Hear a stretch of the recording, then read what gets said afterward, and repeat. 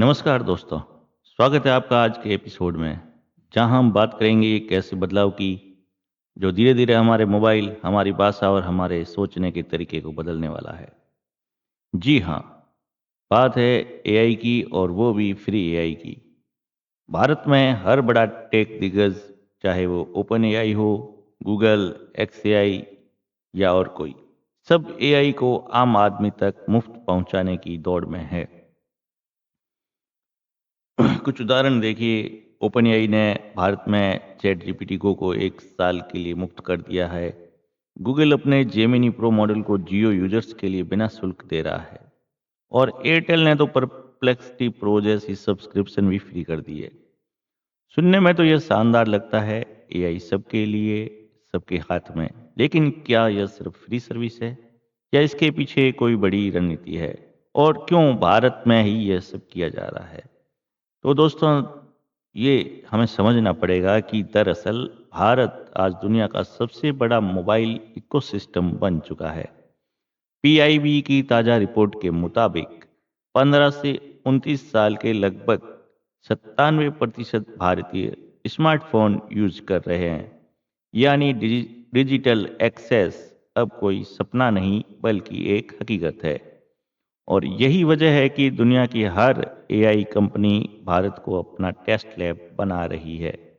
यहाँ free model का मतलब सिर्फ एक्सेस नहीं बल्कि यूजर बेस और डेटा डायनामिक्स को समझने का अवसर भी है। अवसर क्या है भारत के लोगों के लिए? भारत के लोगों को फ्री एआई आने के बाद सबसे बड़ा फायदा एआई साक्षरता यानी कि एआई लिटरेसी बढ़ेगी। जो लोग पहले इन टूल्स से दूर थे, अब वे भाषा आधारित चैट, स्टडी असिस्टेंट और रचनात्मक कामों के लिए एआई का इस्तेमाल कर सकते हैं। इससे शिक्षा में व्यक्तिगत सीखने की सुविधा बढ़ेगी, कृषि में स्थानीय सलाह मिलेगी, स्टार्टअप्स में तेज नवाचार और भाषा आधारित समावेशन को बढ़ावा मिलेगा। यानी यह सिर्फ तकनीकी बदलाव नहीं, यह सामाजिक आर्थिक समानता का मौका है। लेकिन इसके साथ में चुनौतियां भी है। हर फ्री चीज के पीछे कोई न कोई लागत छिपी होती है। एआई के मामले में यह लागत है डेटा और विश्वास की। फ्री एआई मॉडल का मतलब है हमारे इनपुट्स, हमारी पसंद, हमारी भाषा और हमारा व्यवहार।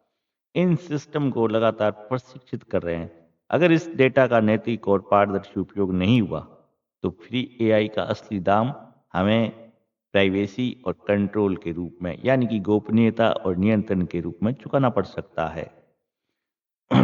इसके लिए एक नीति और भविष्य की दिशा क्या होगी? भारत को अब सिर्फ एआई का उपयोग करता नहीं, बल्कि एआई नीति निर्माता, पॉलिसी शेपर बनना होगा। हमें फ्री एआई को लेकर 3 स्तरों पर काम करना होगा।